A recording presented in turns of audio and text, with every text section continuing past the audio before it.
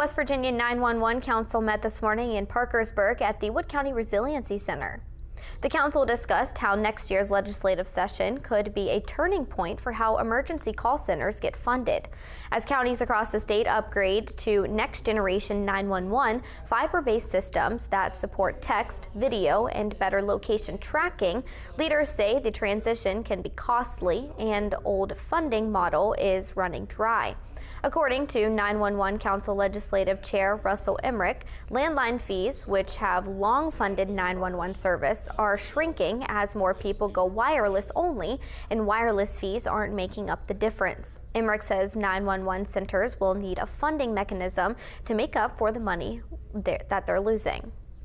We're not looking for additional money. We're looking to just maintain the revenue that supports the 911. It's the critical piece that connects you to the first responders, to police, to fire, to the ambulances that you need in an emergency. The Legislative Committee on the 911 Council meets again July 16th to begin shaping its 2027 session priorities.